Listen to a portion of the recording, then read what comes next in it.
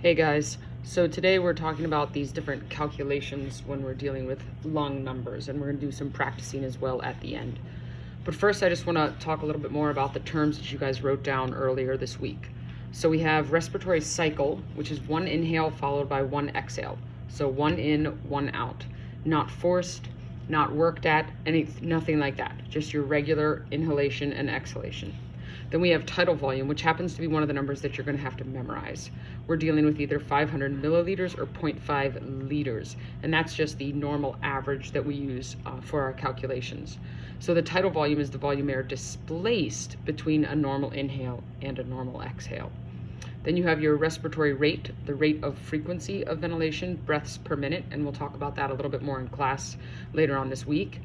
Expiratory reserve volume, the max volume of air that can be exhaled beyond normal resting exhalation. So if you were to continue to push air out as you exhaled.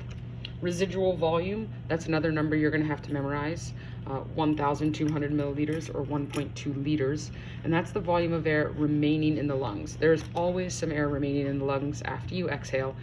You never exhale absolutely every little bit of it. And then you have your inspiratory reserve volume, which is the max volume of air that can be inhaled beyond normal resting inhalation. So after you take that inhale, you continue to inhale, and that's going to be your inspiratory reserve volume. Couple more to take a look at. Your respiratory terms continued. Inspiratory capacity, this is one of the ones we're going to work on calculating together. The inspiratory capacity is the sum of the IRV and the TV, so the inspiratory reserve volume and the tidal volume. It's the amount of air that can be inhaled after the end of a normal expiration. After normal expiration, how much can be inhaled? Then you have functional residual capacity, the volume of air present in the lungs at the end of passive exhalation. Vital capacity, the max a person can expel from the lungs after max inhale. So biggest inhale you can get, how much can you exhale after that? Total lung capacity, the volume in the lungs at maximum inflation. So how much can be in the lungs at maximum inflation? And then atomic dead space. That's the amount of air that is inhaled that doesn't participate in gas exchange because it stays in the airways. When you are inhaling and exhaling, not all air actually makes it down to the alveolar level, which is where it has to get in order for gas exchange to occur.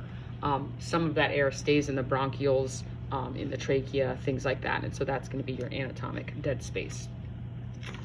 So just a brief reminder of things you need to have memorized: 500 milliliters, 1,200 milliliters. You also are going to have to make this 0.5 liters and 1.2 liters. So remember those as you go, and for all of your labs and the rest of the activities this week. So things you have to be able to calculate. One of the things you have to be able to calculate is you have to be able to calculate lung capacity, okay, total lung capacity, or TLC, right here, TLC, okay? And so as you are looking at TLC, and we talked about this, it's the volume in the lungs at maximum inflation. We find the TLC by taking inspiratory volume plus tidal volume plus expiratory volume plus residual volume. So IRV plus TV plus ERV. Now, what's really good for us is two of those numbers we already have, okay? So if we're dealing with liters, I'm going to give you some numbers. I'm going to say that TLC equals, I'm going to say that the IRV for this example is 2.7 liters. And that means we already know that tidal volume is 0.5 liters. And I'm going to give you IRV of being 1.5 liters. And then we're going to add the RV, which is 1.2 liters. Now, I will either have to give you a chart or a graph or something where these are given to you, or that you can calculate them. They aren't numbers that you'll technically be doing the math for. So if we add those all up, total lung capacity is going to equal 5.9 liters. So equations, you will have to have these equations memorized for tests, for labs, and for other activities. So make sure you take some time, maybe make a little chart or something like that with each of the equations. So total lung capacity, IRV plus TV plus ERV plus RV. Here was the example actually. Oh, this was the example that we just did. I forgot I made a page for it. So how do I calculate vital lung capacity? Or in this case, we're talking about VC. Vital lung capacity is the max a person can expel from the lungs after max inhalation. So for vital lung capacity, we take total lung capacity minus residual volume. Again, residual volume, something that we have memorized. If we're talking about liters, 1.2 or 1,200, depending upon what we're talking about. So if we are going to be using those same numbers as before, we found out that 5.9 liters was our total lung capacity, and then we subtract 1.2 liters because that is our RV, and we will end up with a vital lung capacity of 4.7 liters.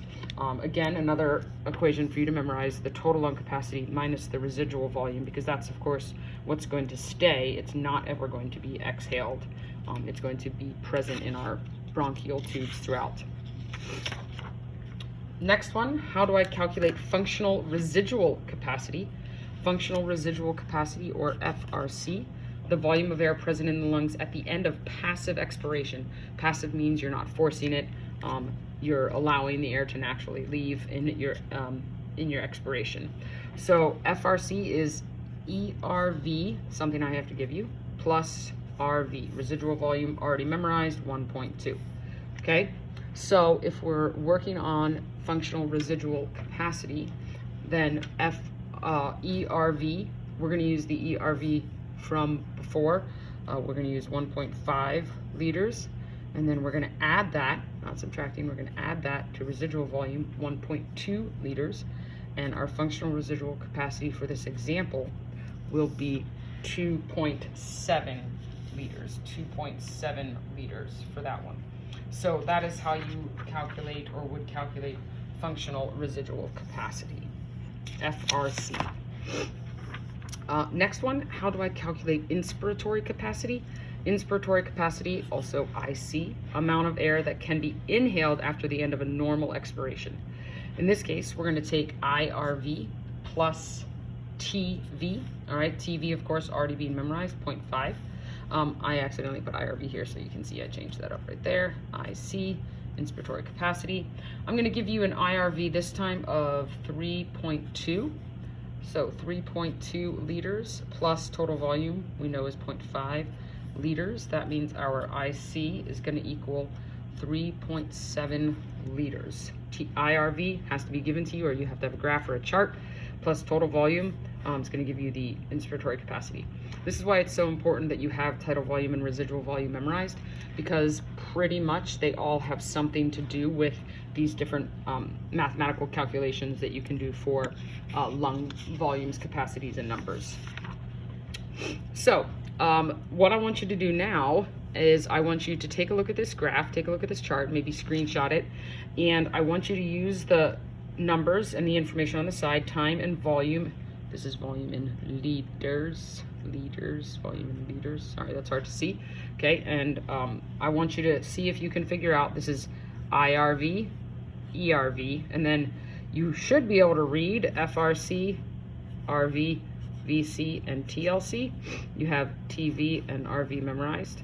But if you can't and you're unsure of trying to read them on the graph, you also, once you find IRV and ERV, you can use those numbers in order to calculate FRC, VC, and TLC.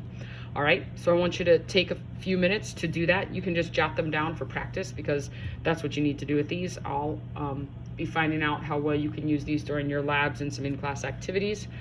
Once you do that, if you're wondering if your answers are correct, you can just shoot me a Schoology message and I will send you back the correct answers.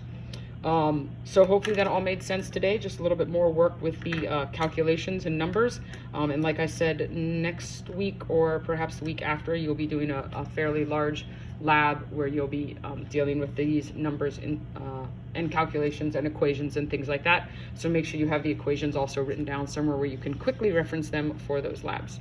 Alrighty guys, hope you have a good one.